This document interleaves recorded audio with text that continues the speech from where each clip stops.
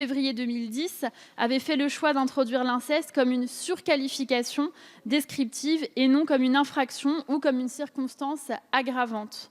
Le droit existant prend donc déjà en compte les situations d'inceste, soit sous la forme de circonstances aggravantes du viol, des agressions sexuelles ou de l'atteinte sexuelle, aggravées lorsque les faits sont commis par ascendant ou par une personne ayant autorité sur la victime, soit, en tout état de cause, par la surqualification pénale de l'article 222-31-1 du Code pénal dans sa rédaction actuelle. Il ne semble donc pas opportun de remettre en cause ces équilibres. L'avis du Gouvernement est défavorable sur cet amendement. Merci. Je mets donc aux voix l'amendement 83 qui est pour son adoption, contre, rejeté. Alors, amendement faisant l'objet de sous-amendements, madame la rapporteure, pour le 209. Ah oui, d'abord l'amendement, pardonnez-moi, c'est monsieur Balanant qui était l'auteur de l'amendement. Oui, je suis ici, monsieur Le Fur.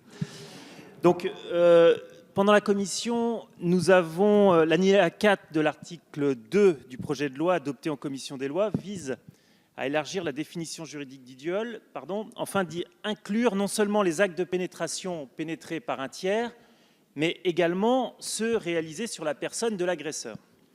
En effet, actuellement, certaines situations comprenant un acte de pénétration sont qualifiées d'agression sexuelle car la pénétration n'est pas commise sur la victime, mais par celle-ci.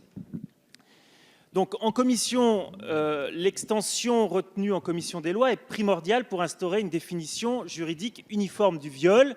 Cependant, la formulation adoptée risque toutefois d'affaiblir la protection conférée aux victimes de violences sexuelles avec pénétration.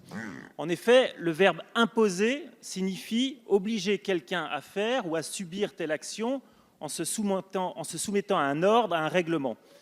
Ainsi, si sous le droit positif, l'absence de consentement est caractérisée alternativement par la violence, la contrainte, la menace ou la surprise, l'amendement adopté en commission aura pour conséquence que la partie civile ou le ministère public alléguant l'existence d'un viol devra prouver, outre l'existence de l'un de ces 4 éléments, le fait que l'acte de pénétration lui ait été imposé.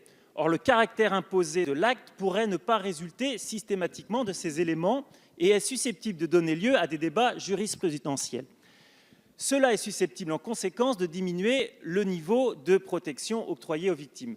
Donc, le présent amendement vise à pallier cette difficulté en élargissant la définition juridique du viol à tous les actes de pénétration, quel qu'en soit l'auteur, sans toutefois modifier l'appréciation du consentement. Voilà, donc c'est assez technique, c'était un choix de rédaction que moi j'avais vu comme étant problématique en commission. Donc je repose cet amendement pour que nous en